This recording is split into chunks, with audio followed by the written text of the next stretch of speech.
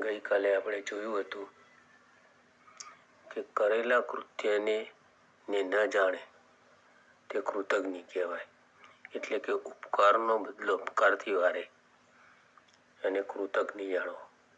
સ્વામિનારાયણ ભગવાનનું દ્રષ્ટાંત આપણે જોયું હતું કે રામેશ્વરથી જ્યારે હિમાલયમાંથી 14-15 વર્ષની ઉંમરે વિચરણ કરતા કરતા રામેશ્વર જ્યારે આવ્યા ત્યારે પોતાનું શરીર તો એકદમ કૃશ હતું, પાતળું, અને 14-15 વર્ષની ઉંમર.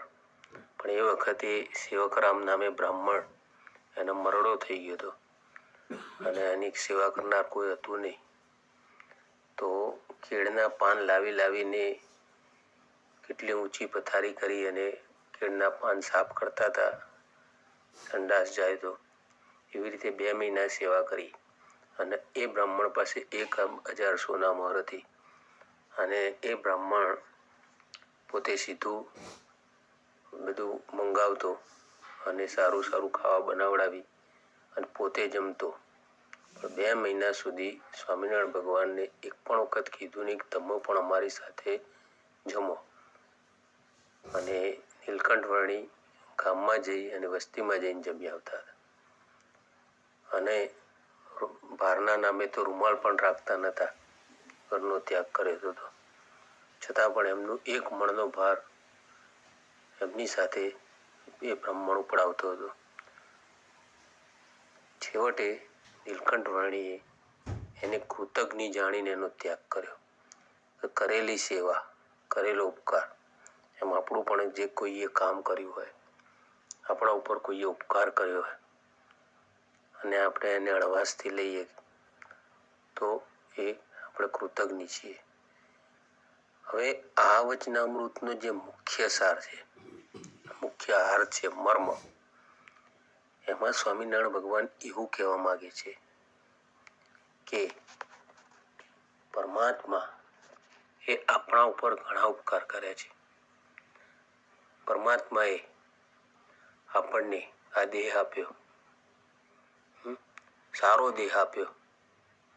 આંખથી જોઈ શકીએ છીએ, કાનથી સાંભળી શકીએ છીએ, હાથથી કામ કરી શકીએ છીએ, પગે સારા છે, ચાલીને જઈ શકીએ છીએ, શરીર સારું છે. તો આપણને આ એક સારો દેહ આપ્યો. ભગવાનને આપણને કોઈ ખોડ ખામી નથી આપી. આપણને સારું રૂપ આપ્યું, આપણને મા બાપ આપ્યા, આપણને સગા સંબંધી આપ્યા, ભાઈ બહેન. એવી રીતે આપણને સગા સંબંધી, મિત્રો, પછી આપણને અભ્યાસ સારો કરાવ્યો, સારી નોકરી અપાવી અથવા ધંધો કરાવ્યો, ધંધામાં પણ સારા પાર્ટનર આપ્યા, નફો કરાવી આપ્યો. જોડે જોડે દુકાન હોય પણ આપણી ચાલતી હોય, બીજાની ના ચાલતી હોય, પરમાત્માની દયા સમજવી. એવી રીતે સારી નોકરી મળવી એ પણ પરમાત્માની કૃપા સમજવી. તો ભગવાને આપણને એવી રીતે સંપત્તિ સમૃદ્ધ આપી, સમૃદ્ધ બનાવ્યા, સુખ આપ્યું. તો ભગવાને આ રીતે જુઓ, આખી સૃષ્ટિમાં અનાજ આપે છે, ફળ ફળાદી. એક નાનું બીજ હોય એમાંથી એક ઝાડ થાય, હજારો વર્ષ સુધી એમાંથી ફળ પ્રાપ્ત થાય. તો મનુષ્યને ખાવા જીવવાની ચીજ વસ્તુ પૂરી પાડી.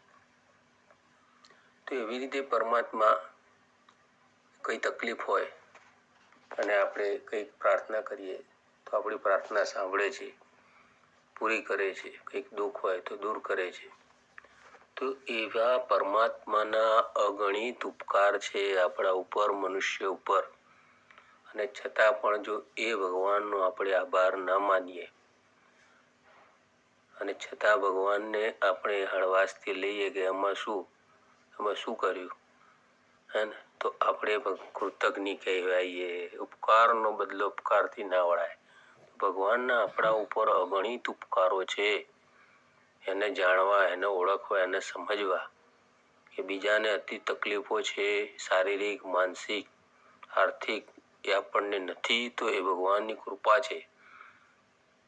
તો એમને ગદગદ કંઠે પ્રાર્થના કરવી કે હે પ્રભુ, તમે મને જે આપ્યું છે એ હું જાણું છું.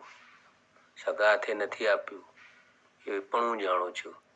કોઈકના દ્વારા અપાયું છે એ પણ હું જાણું છું.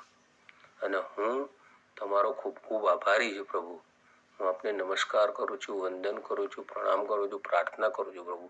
આપના ઘણા ઉપકારો છે મારે પર. એવી રીતે પ્રાર્થના કરીએ દાસ ભાવે થઈને તો ભગવાન રાજી થાય છે. પણ ઉપકારનો બદલો ઉપકારથી વાળવો નહીં. એ આ વચનામૃતનો મુખ્ય સાર છે. અને બીજું સ્વામિનારાયણ ભગવાને કીધું કે કોઈ ત્યાગી હોય કે ગૃહસ્થી હોય, કોઈ ત્યાગી હોય કે ગૃહસ્થી હોય, પણ એને કોઈ પાપ કર્યું હોય, અથવા લૌકિક જીવનમાં આપણે જોઈએ કે આપણા ઘરનો કોઈ સભ્ય હોય, કે મિત્ર હોય, કે સગા સંબંધી હોય, હવે એને કોઈક મોટું ભૂલ થઈ ગઈ હોય, એનાથી કોઈ પાપ કર્યું હોય, તો એના માટે જો એને માફી માગી લીધી હોય, બરાબર છે, તો એના માટે જો એને માફી માગી લીધી હોય ને તો એને માફ કરી દેવો. અને એ કાર્ય માટે પછી સતત એને કહેવાય ટોર્ચરિંગ, કે એને યાદ કરાયા કરું તે આ ભૂલ કરી હતી, તે આ ભૂલ કરી હતી, તે આ ભૂલ કરી હતી. એવું નહીં, એકવાર જો એને માફી માગી હોય તો એને માફ કરી દેવો. સત્સંગમાં પણ સ્વામિનારાયણ ભગવાને કીધું જો એક વખત કોઈ ભૂલ કરી અને એને એના પાપનું પ્રાયશ્ચિત કરી લીધું હોય તો પછી એને વારંવાર એ ભૂલ યાદ કરાવી નહીં. અને જો એને પાપનું પ્રાયશ્ચિત કર્યા પછી પણ આપણે એને માફ ના કરી શકીએ તો પણ આપણે કૃતજ્ઞ છીએ. તો આ વચનામૃતનો આ સાર છે. તો આપણે પણ સ્વામિનારાયણ ભગવાનને પ્રાર્થના કરીએ કે આપણને પણ ભગવાન એવી સદબુદ્ધિ આપીએ કે એમને જે ઉપકાર કર્યા છે એ ઉપકાર આપણે જાણ્યામાં આવે અને ભગવાનને રાજી કરવાનો પ્રયત્ન કરી શકીએ. શ્રી સ્વામિનારાયણ ભગવાનની જય. અક્ષર પુરુષોત્તમ મહારાજની જય.